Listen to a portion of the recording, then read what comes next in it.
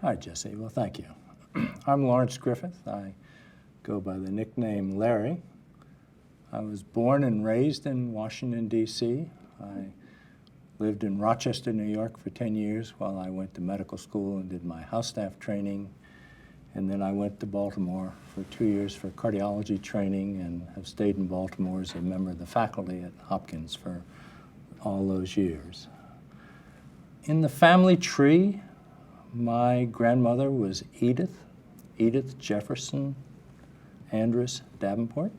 She was number 3, and my mother was an Andress, and she was Margaret Davenport. And so that my entry into being on these family foundations is simply because the apple fell from the Andress tree to Lawrence Griffith. So.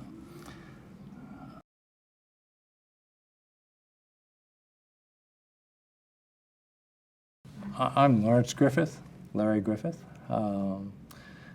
My grandmother was Edith, who was the 3rd child of John and Julia Andress. And then one of her daughters was Margaret, who was my mother, so that it is through my mother that I am an Andress. And I was born and raised in Washington, D.C. I lived in Rochester, New York for 10 years while I was doing my medical school training and house staff training, and then went to Baltimore for 2 years to get cardiology training and was invited to join the faculty at Johns Hopkins, and I've been there ever since. I believe that my grandmother served on the Surdna board back early on, but there really was no connection for maybe 20 years, at least in there, of the Griffith family being associated with either of the Andress entities in Yonkers or with the Surdna Foundation. And actually my start with the Surdna Foundation was an invitation to join the board that was being formed in 1972 that was going to oversee the Johnny Andress Memorial and the Julia Dyckman Andress Memorial. And at that time, the board consisted of those persons that were on the Surdna board, and there were 2 family members that joined the board at that time. I was one of those 2, and Moulton Andress was the second one. And I've often wondered why I got asked to be on the board. I happen to know that at that time, I was only one of 2 medical doctors in the family, and maybe they thought I'd get it quicker. I just don't know. But I joined the board in 1972, and as that board divided into 2 boards, one for the Johnny Andress Memorial and the other for the Julia Dyckman, I was asked to be the chair of the Julia Dyckman Andress Memorial Board. And so Ed McGee asked me to be the chair. I asked him if he would not take the telephone off the hook so I could give him a call. But we started with 38 children in an orphanage and gradually built the program there, and today we help in the care of 2,500 children and their families. We had an endowment of just over $2 million at that time, and now we have an endowment of $41 million. I think there were approximately 60 members of the staff at the Julia Dyckman, and now we have more than 500. So that it's, as you may or may not know, John Andress himself was born in Pleasantville, New York, grew up in Yonkers, New York, met and fell in love with Julia Dyckman Andress, who herself was an orphan and had been raised by 2 Dyckman sisters at the property where the children's home is today, or the Andress Children's Center is today. And so they were married and started raising a family. And the property that was the Dyckman farm, I believe, came on the market in 1896, and John Andress bought it. And I had a feeling that he probably knew someday in the future that he might have that property become an orphanage to honor his wife. And she passed away, I believe, in 1909, and he didn't pass away till 1932. So that part of what he did, I mean, in the bylaws of the Surdna Foundation, it was created substantially to support the Julia Dyckman Andrus Memorial. And that caveat in the bylaws did not get removed from the bylaws till 1968. So that if you are helping with the Andrus Children's Center or the Johnny Andrus Memorial or the Surdna Foundation, these were all three Andrus entities. But I believe that John Andrus, who grew up and made his money in Westchester County, ultimately wanted to give back to Westchester County, and one of the ways was to have the Julia Dyckman Andrus Memorial. And his thought was that there might someday be an orphanage of more than 3,000 children. It obviously didn't work that way, but I think that's what he wanted to do. He himself was the mayor of Yonkers, New York. He was the congressman representing Westchester County, and really quite a statesperson in his own way, very quiet in terms of people knowing who he was. So I don't know whether that ran on a little bit, but I think no, this is great. This is so interesting. And can you, we're going to launch at the New Year's. So can you give a little bit of an overview of what was it like when you first started, and then, you know, just in general, what is it like now? Well, I started out as being a member of the Julia Dyckman Andrus board, and when Ed McGee asked if I would be the president of that, chair of that board, the monies totally came from the Surdna Foundation at that time. And I suggested to Ed that maybe I could be on the Surdna board because they would be more informed as to what was happening with their money. And so it was really maybe that side door that I got on to the Surdna Foundation originally. In the early years, it was pretty simple. If you were to ask me what were some of the important milestones that took place, we became a much more professionalized board in the time in the late 80s and early 90s. We found an executive director, we hired an executive director and developed a professional staff, and we had a program of grant making at that time, and that was, I mean, so that while I was on the board from '76 till the present, that was when the board became much more professionalized. I have to say that things were pretty simple in the early years. We had 4 grant-making areas. I think that they had to do with, 4 grant-making areas that had to do with higher education, medicine and medical education, social concerns, and cultural programs. And all of those programs were designed to bring the benefits to a significantly broad group of the population at that time. And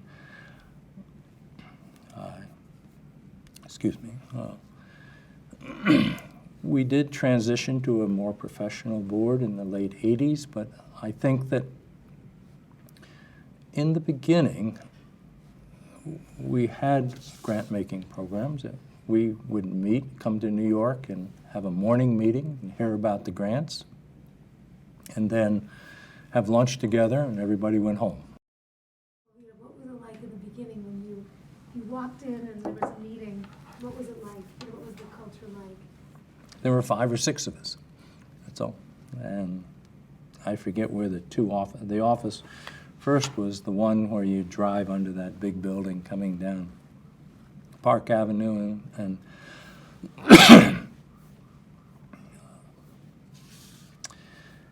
one of the questions that was posed to me was to who were the individuals that were important in the early years. And there were a lot of individuals. I think I met Helen Benedict once, but she passed away in the middle 60s before I ever joined the board. But I would bring forward three names. Ed McGee, who I believe became president of the Surdna Foundation when Helen Benedict passed away.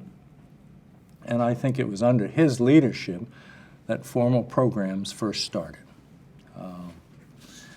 Another very important piece that he did was that as in the late 60s, the need for an orphanage wasn't there anymore. And actually the opportunities that were in front of the Surdna board at that time were to think of something else to do for children or to turn the property over to the state of New York for drug rehabilitation. And the Surdna board at that time, under Ed's leadership, decided that they engaged the Child Welfare League of America and decided that they would develop what was then called a residential treatment center. And they were convinced that one of the things that a residential treatment center had to have was an on-site special education school. So that they took the barn on the property there and converted it to a school, so that all of that took place before the formal board ever got started and before I ever came on that board. But I think we owe that to the Surdna board at that period of time, that they came up with a different plan for the land use at the Julia Dyckman Andrus. Judy Coate came from Minnesota, and she was a remarkable woman. She was a very, very strong advocate for the Children's Home. I mean, that's the way the family always has referred to the Andrus Children's Center, is the Children's Home. And family was very important. Judy Coate came to Washington and interviewed me for 2 hours before I was invited to be on the JDAM and JEM board. And during that whole time, she just underscored the importance of Andrus family and the role that the family had in going forward with the Surdna Foundation and also the Julia Dyckman and the Johnny Andrus. I wasn't on the Surdna board at that time. The third name I would put out there is Peter Benedict. And Peter, I believe, joined the Surdna board in 1968. And certainly he was on the board when I came on the board. And he was chair of the Johnny Andrus Memorial for many years. And he and I worked together for many of those years in there. He was chair of the Johnny Andrus, and I was chair of the Julia D, and we both worked hard, and we appreciated how much work we each did. We were on each other's boards, but he was the chair of what we called the Old Folks Home Board, and I was chair of the Children's Home Board. Johnny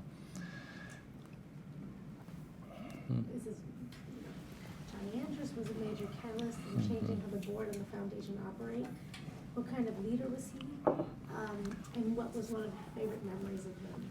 Well, John Andrus was on the Surdna board from the middle 50s, I'm sure. He did not become chair of the board until the late 80s, but he had a vision for Surdna at that time, and he was a quiet but very determined man. As he took over the leadership of the Surdna Foundation, he sought the input from other foundation leaders at that time, and he brought in speakers to the Surdna board at that time, and one of whom was Colin Campbell, who he had first met as president of Wesleyan University, and then he was president of the Rockefeller Brothers Fund. And I remember he came to one of our retreats for an afternoon lecture and discussion, followed by dinner, and I'm embarrassed to say I can't remember the name of the woman that came that was a consultant to many foundations, but this was John's way of of helping the Surdna board understand what it took to be a real philanthropic board. And how, and when he was, so when we interviewed Peter Benedict, he was saying that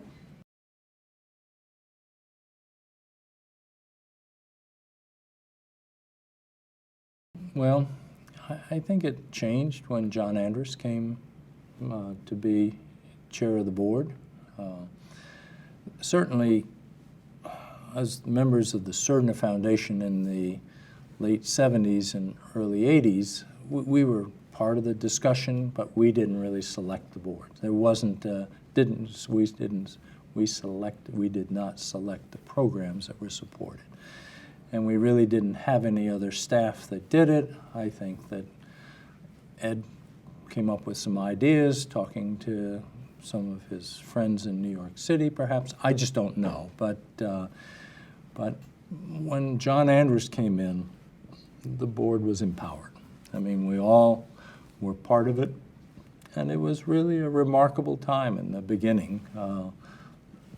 I mean, if somebody were to ask me some of the highlights of being on the Surdna board, the transition to a more professionalized board was clearly something that John brought in.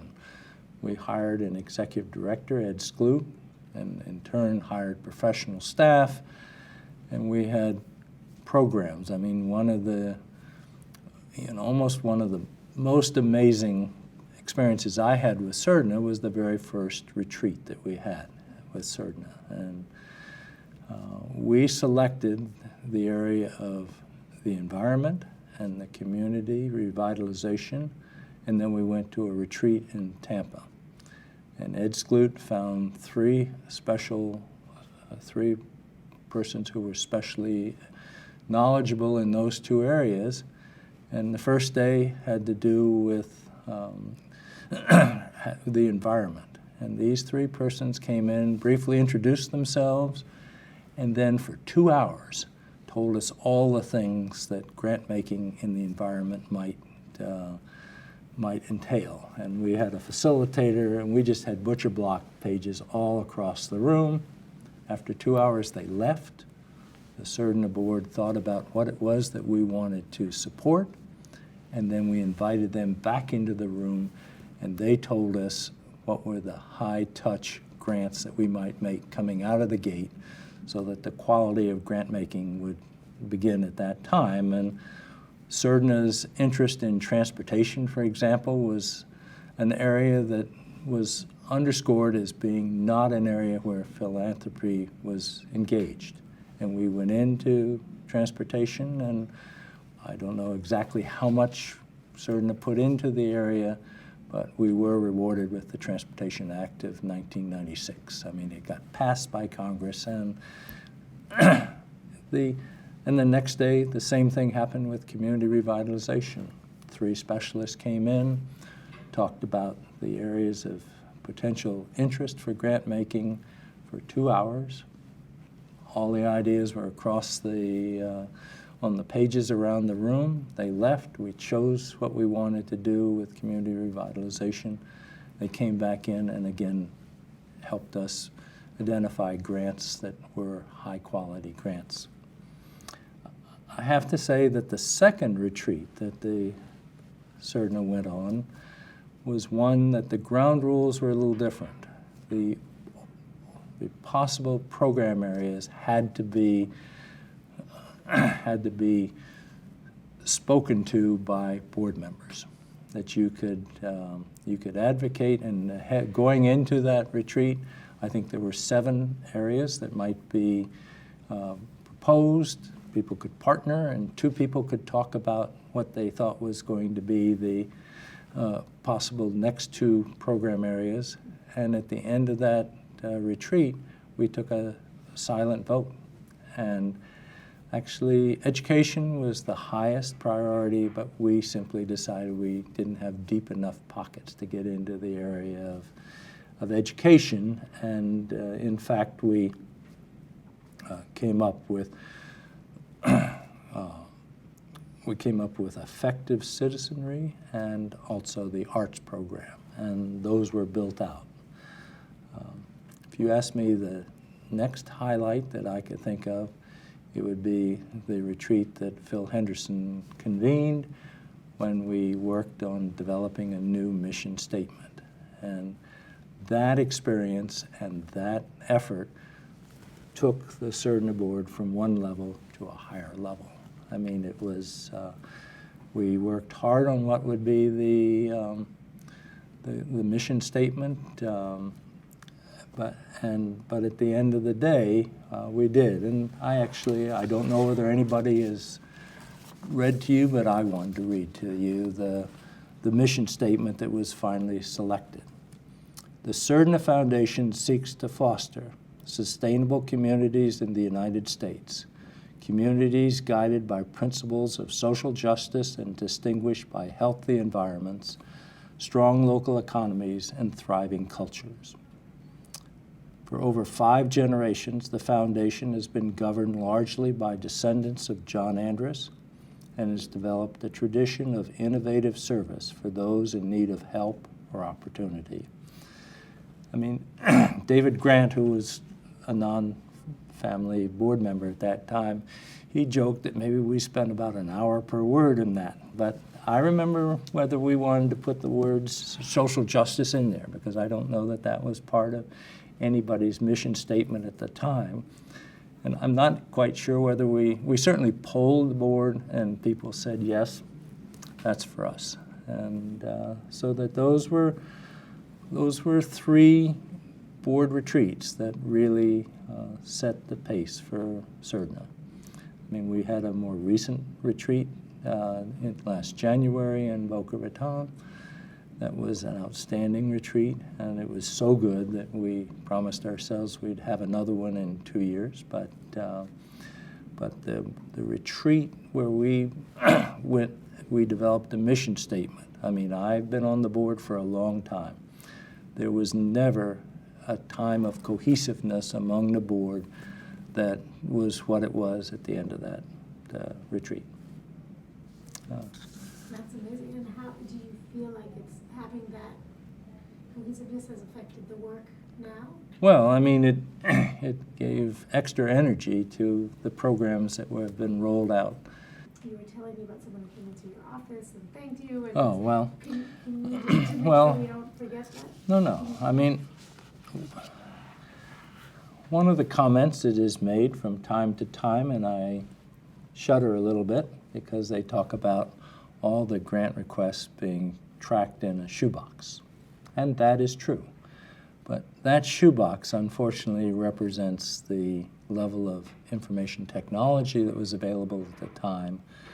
And I was there to vote on the grants that were made in the 4 program areas that we talked about. And I have to say that one area had to do with medical scholarships, medical school scholarships. And I don't know, maybe it was 10 years ago, I was in my office and somebody knocked on the door. And it turned out to be a Dartmouth Medical School graduate who was at Hopkins interviewing for a possible surgical internship.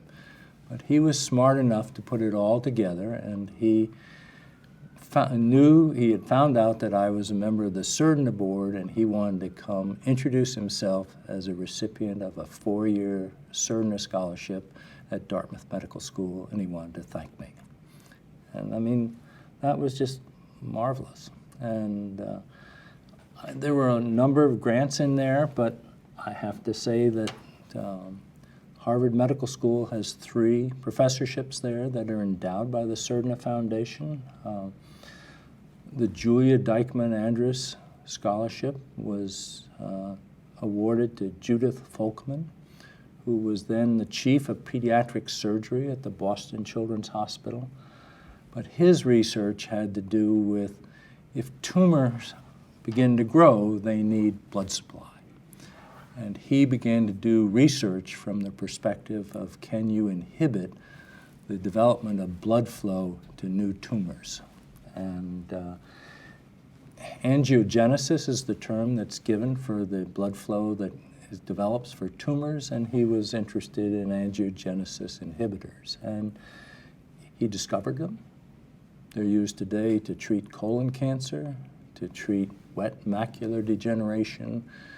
Dr. Folkman passed away a few years ago, but I had the opportunity to go and visit with him when he gave an invited lecture at Hopkins maybe 15 years ago. I can tell you the auditorium of 1,000 people with doubly lined all the way around. I mean, that was the stature that he had. The Johnny Andrus professorship was awarded in genetics, and I believe, I'm not absolutely sure, but I believe it was the cornerstone for the development of the Division of Genetics at Harvard Medical School.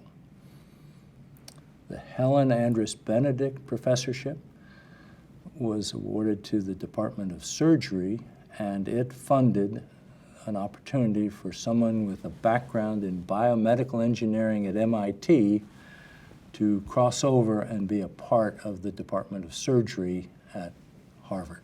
And I mean, those are just three truly outstanding grants that have continued. I actually took a few minutes to look up online to see who the current recipients are, but those were the initiatives that came to Harvard as a result of Surdna grants.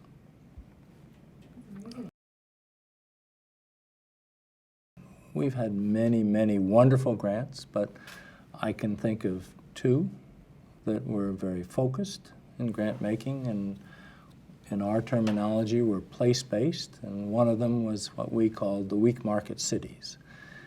And this was an intentional effort on Surdna's part to help cities who had lost population, lost manufacturing, and an outside consultant helped us identify those.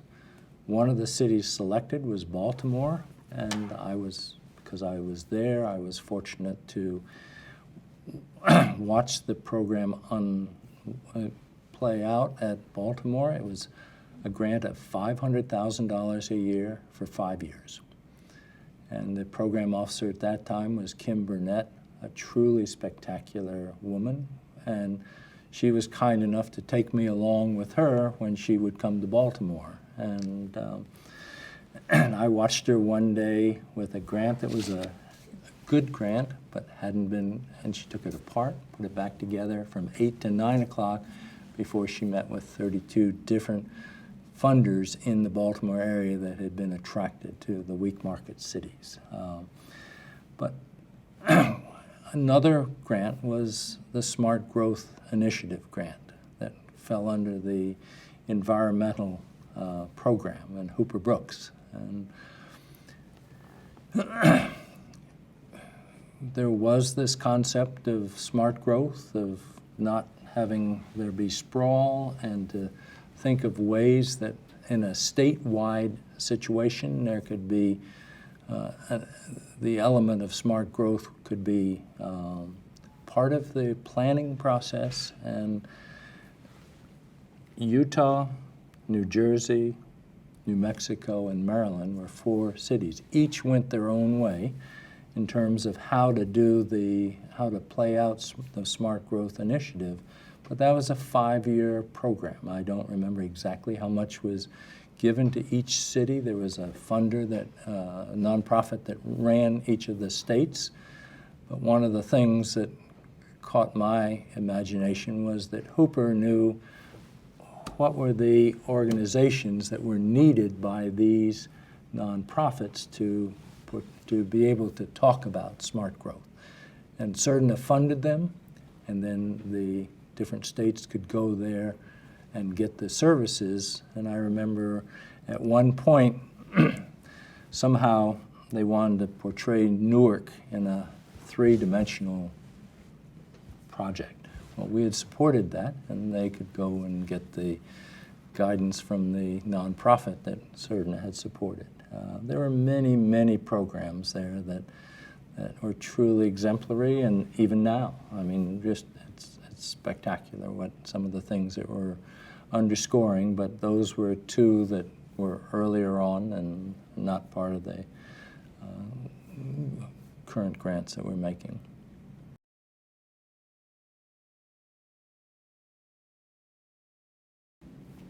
you know, I will step down from Surdna in a couple of years. It has been an absolutely extraordinary opportunity to serve on behalf of the Andrus family, to be a part of the change and the growth that has taken place, the success, and to be able to interface with the strong professional staff that we have. I mean, Ed Skloot was an outstanding first executive director. Phil Henderson has to be the best of the best. I mean, he has taken lead in terms of taking this board to the next level, and I happen to have sat on both of those selection committees and feel good that there was a small part of it that I saw the transition happening there. But we just are, that's just part of the Surdna board experience that we all have. And in terms of just interacting with family and how, I mean, was this an opportunity for you to see family members that you wouldn't see if you were not? Well, there's no question that I see cousins that I would not otherwise have met. I mean, or had any meaningful time with. I have to say that the efforts that we've made at the Andrus Children's Center have included celebrations of the 75th anniversary, and we've had other celebrations that have brought family members in. The very first fundraiser we had at the Julia Dykeman was in celebration of our 75th anniversary. Up till that time, we had never had a fundraiser, and we decided that on Friday night we would have a big dinner. Tickets would be $75 a piece, which seemed out of line by some persons, and then on Saturday, Ham Pacraduni, who's another family member on the Children's Home Board, he and I brought together the idea that we would have an Andrus Day in Westchester County on Saturday.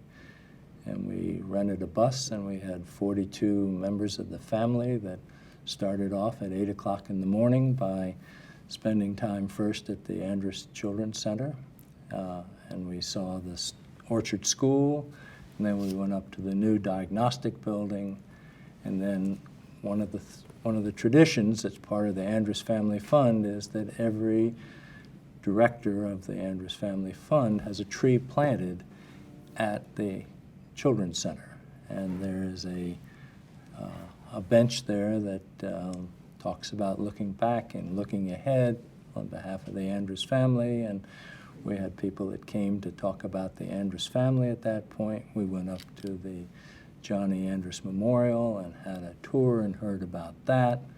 We took a tour down through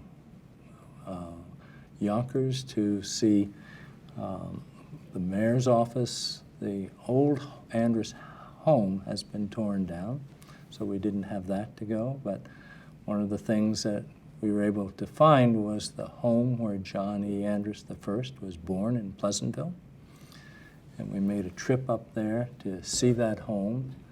And then we went to the Andrus family cemetery for his parents and his siblings. There were only two, and there were 6 children, and only 2 grew to adulthood.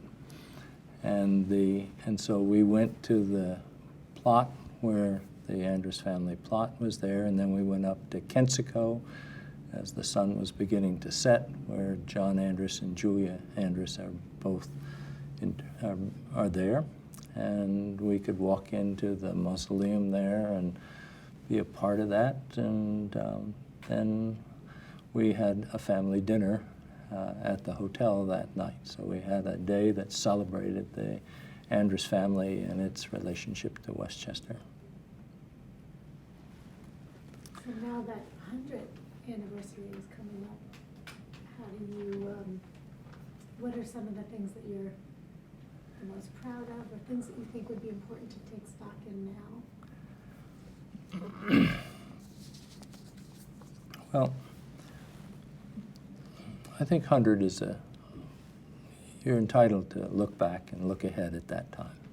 And for Surdna to have survived as an Andrus family philanthropy, controlled primarily by Andrus family, gone through many iterations until we have reached the time that where we are now. It's been a wonderful journey. And I think that today we talked about sort of, do we celebrate the Surdna Foundation? Do we celebrate the Andrus family? Do we celebrate both? I mean, nobody except other Andrus family on the board selected any of us to be on this board. And so that we all see ourselves as representing the larger Andrus family.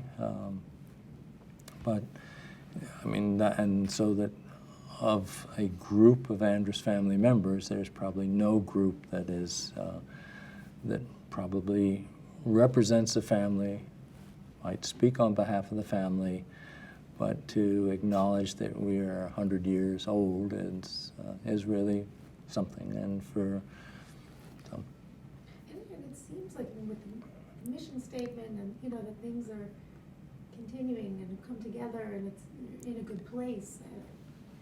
Well, I can't tell you that it's been a journey, and it's every few years it gets even better. And to have gone from the relatively simple grant making that was part of the 1970s and the early 80s to the professionalization of the Surdna Foundation and the development of staff that were as smart as a whip. I mean, they were part of all of our board meetings and made presentations to us and invited us to go on site visits with them. And now with the new mission statement, and I mean, part of our role is to contribute, but to do it in a modest way. And we would like others to see us and judge us by the deeds that we do. We may have a more public posture than we did 5 years ago, but it still is a modest posture as foundations might go. But we are asked to consult, to collaborate, to join in other programs, and we in turn have had other foundations that have joined us in some of the important work that we've tried to do.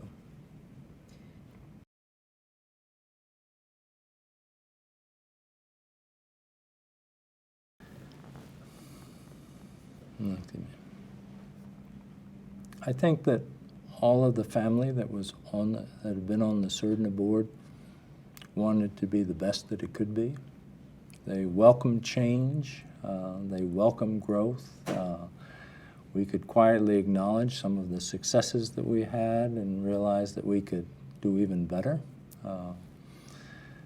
The interplay between Surdna board members and Surdna staff all by itself is one that I don't know whether it's unique among foundations, but it certainly is one that has provided enormous impetus to the Surdna board members that have learned from the staff that we've worked with. I mean, none of us are specialists, we're all generalists, and but we have the opportunity to learn. And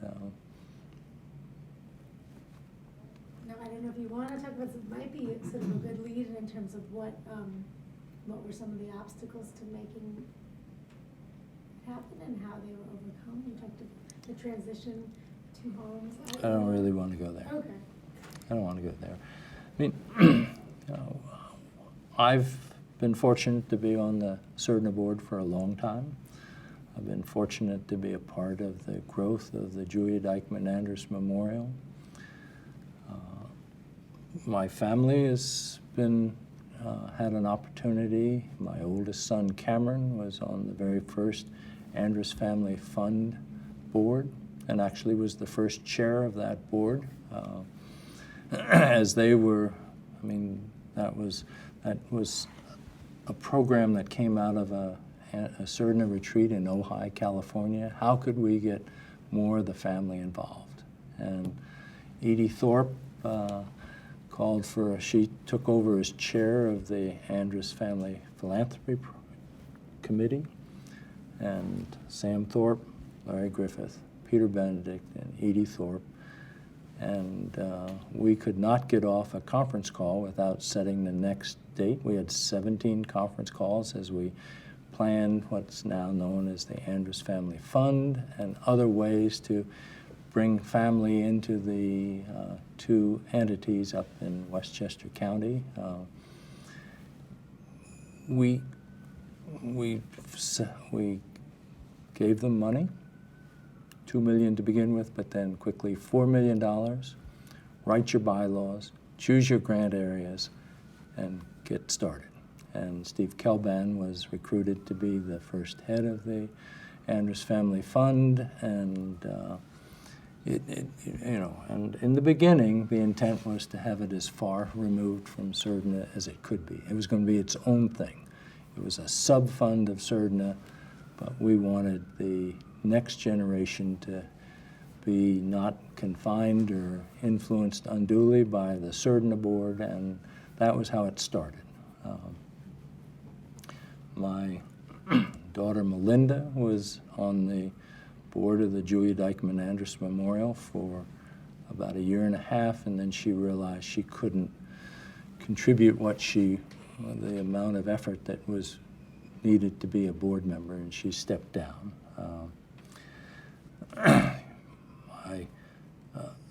My nephew Bruce Abernathy and Jocelyn Downey are both members of the Surdna board, and the question came up as how did that work out?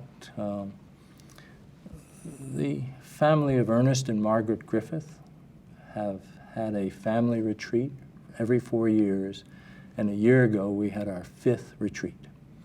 And part of every retreat has been to have an evening to talk about philanthropy and service and the Andrus entities, and out of that came an interest, I think, in Bruce and Jocelyn to apply for being members of the Surdna board, and McCain McMurray, who is my son Cameron's partner, an architect.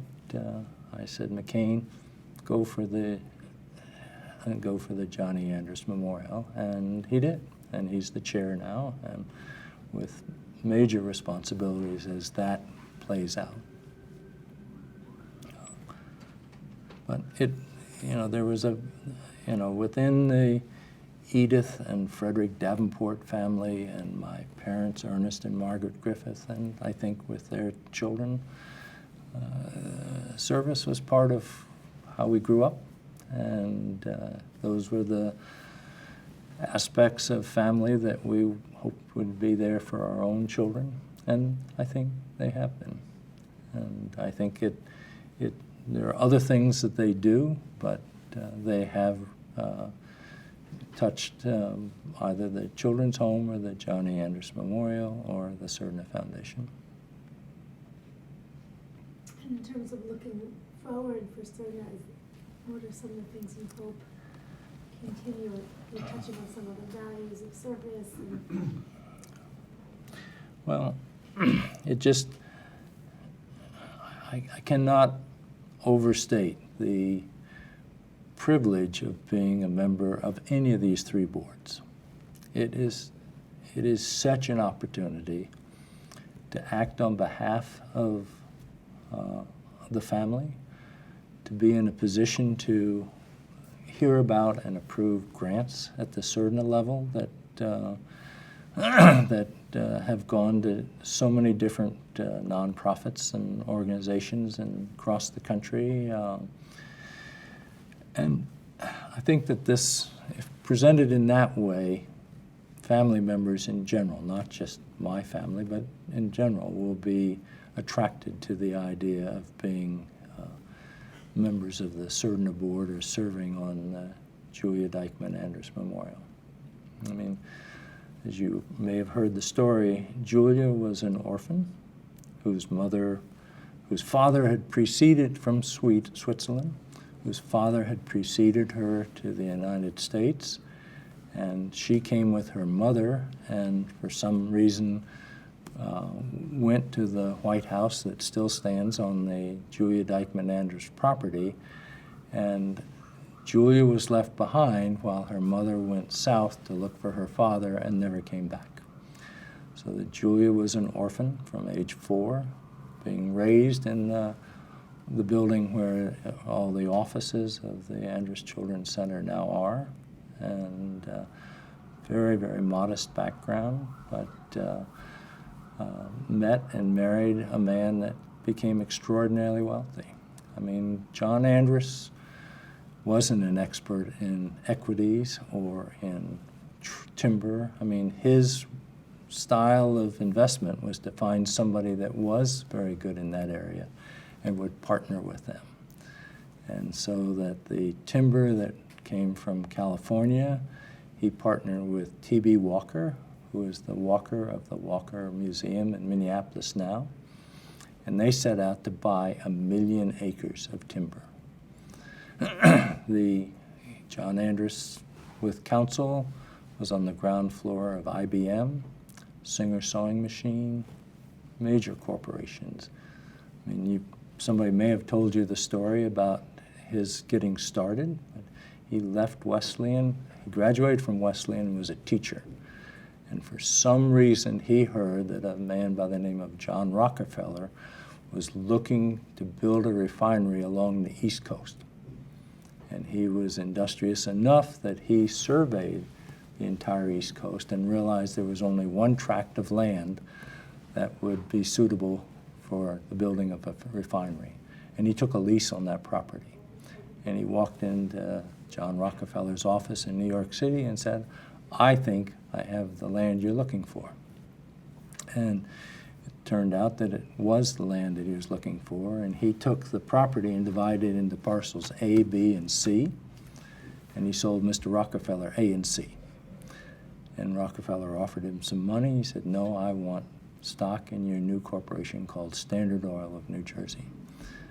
And it took 25 years for Mr. Rockefeller to get parcel B with more stock. I mean, and so that, I mean, that's how the boat got launched. And he never really looked back.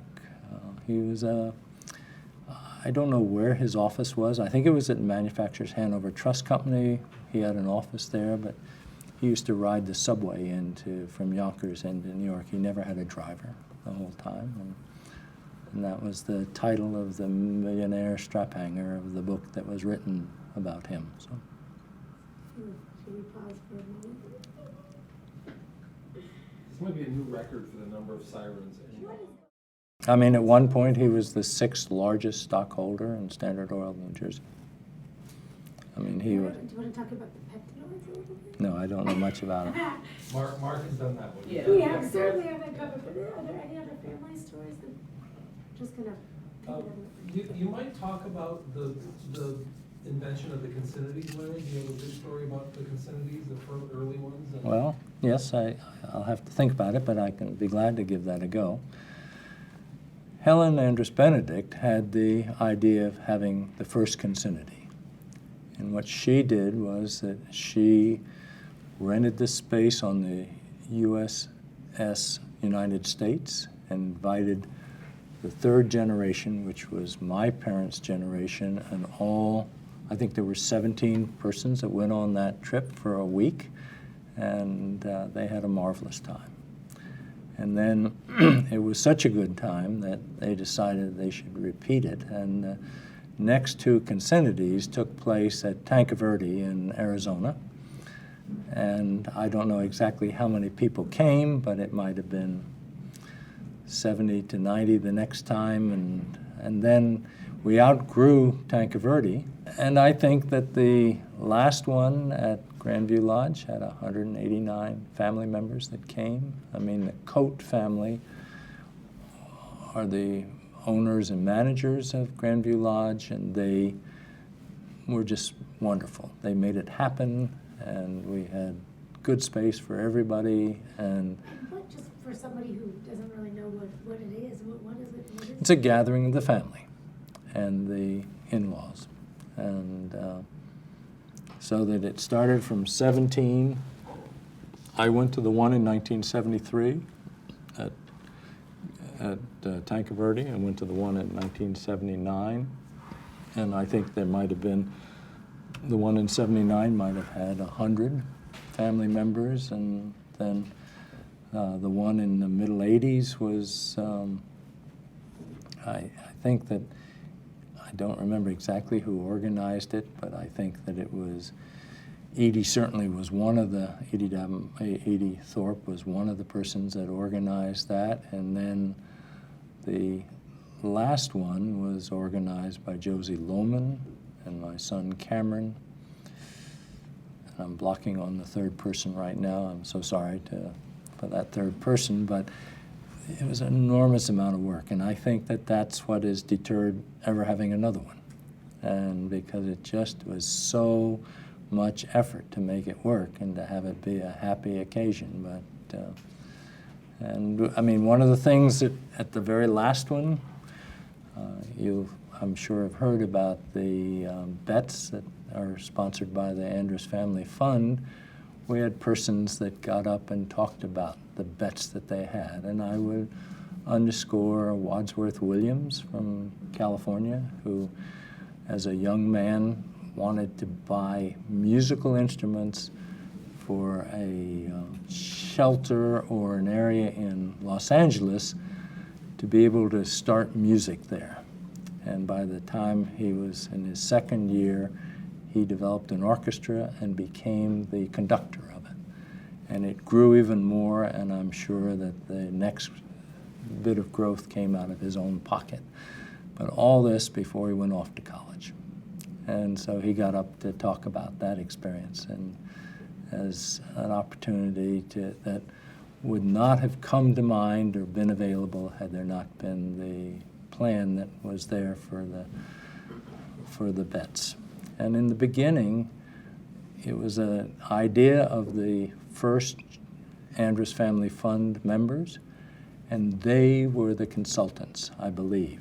And it's subsequently who helps organize it is not members of the AFF anymore, but they were at the beginning. And and then another program that became available was one where older persons could participate. And I know that Mike Spenceley, who's currently a member of the Surdna board, looked into the juvenile justice program in the state of Connecticut with an expert, with a member of the AFF, and he was the third. And the three of them set out to try and look at that system and how it might be improved. A step from that, so you're talking about a lot of people and their accomplishments and what they're proud of. Can you talk about some of your own that you feel like, no? I mean, No, I did go on to the Julia Dyckman Andrus board, and as chair of that board for 31 years, I had the opportunity to build a marvelous community, a board of community members. There were family members on that board, but the Children's Home today is basically run by community board members. And the talent that was attracted to be on that board, the director of graduate studies at Sarah Lawrence has been on the board for 22 years now. She retired from that position. Consumers Reports, or Consumers Union, moved to a property that was immediately adjacent to the Julia Dyckman, and Gary Carmen went down to introduce himself as doing the nice thing for a neighbor. The CEO didn't have time to meet with him, and he met with the chief financial officer, Conrad Harris, who joined our board within the year and has been a member of our board for 20 years now. So, I mean, so that the building of that board and the growth, I mean, the Orchard School is a blue ribbon school ×3. We had a board retreat in 1990 or 1991. We wanted to move out, and to do more things. And so we formed what's known as the Andrus Center for Learning and Innovation. We heard about a program in Texas called Sanctuary that was part of post-traumatic stress syndrome in adults in the VA hospital in San Antonio. We went down and looked at it, thought it could be modified to fit the management of children, because that's the problem that many of the children have when they are no longer able to, or they just can't be managed in school, they can't be managed in foster care. The average child has 3 foster care homes before they come to be with us. And the concept of sanctuary was developed, and we just passed 300 organizations around the world that do things the way we do things, because it is a program for staff and the management of children. All of Australia, they didn't have any residential treatment centers there. They went online, they heard about our program, and we went out there and trained 21 agencies all at one time. The government of Singapore needed help. We went out there and we consulted, and they have adopted Sanctuary there. The entire juvenile justice program for the state of New York has been trained in Sanctuary, and they actually went from 19 to 18 juvenile justice centers that it turned out to be so good. A school district in Pennsylvania adopted Sanctuary as to put into the school system. It just, once we, with the transition at the Surdna level, the Julia Dykeman were no longer confined to just the property where we are, and they began to move into the community of Yonkers. We had an early childhood initiative there for children 0 to 3, where we had 66 different nonprofits, businesses, other organizations, governmental, that all thought about children at a very early age. So that those are some of the things that were part of, not just with Larry Griffith, but with an extraordinary board that set out to do important things. And there's a whole concept of what's called adverse childhood experiences now, of children that at a very early age have either an absent parent or a parent that's addicted to narcotics or alcohol, or one of the parents is in confinement. There are 10 of them, 10 adverse child, and depending on how many of those you have, it leads to problems as they get older in terms of either alcoholism or incarceration themselves. So that was all. That is a new program that we've included now. It really, to be a part of the Julia Dykeman is, we're all in it together there as a board. We now have 8 family members that are on that board, as well as 12 community members that are still on the board. We meet 6 times a year for 3 hours. At a meeting. We have a committee meeting in between. An enormous commitment of time by community members, and to have been a part of that was really one of the things that I can look back quietly and feel good about. If I look back quietly, the time on the board of the Julia Dykeman Andrus has been very, very meaningful to me. My time on the Surdna board has been equally meaningful, and the transition over the years to become more and more an important grant-making organization, the change that has happened, the number of different programs that we've had, and the number of people that we've touched, and that was also extraordinary. So.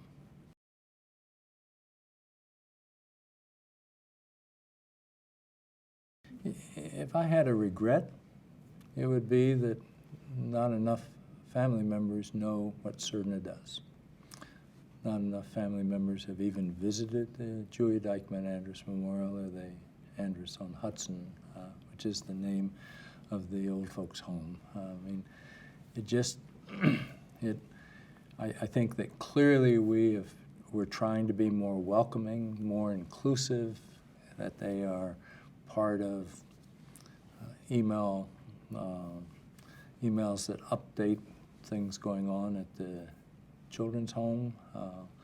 But I think that it, still in all, there are a large number of Andrus family. I think the older family members only remember the time when it was actually a much more private organization, and then the younger members, I don't know whether they really have been kept abreast of all the things that are being done. I mean, That's a good wish for the future, that more involvement, that's great. That was a great ending, actually. well, Thank you. Okay. Thank you so much for your time, that was excellent. well, Everyone out. I mean, and by that time, the non-family members were part of the discussion, and they were major contributors. And we laughed how long it took sometimes, and I've mentioned to you David Grant saying that it might have been an hour per word by the time we had finished it up, but we thought we were out in front when we started talking about social justice as a mission statement. I have no idea how many foundations have that, but it clearly was something that we embraced and actually have been active in that ever since. Okay. Great, Excellent, thank you. thank you.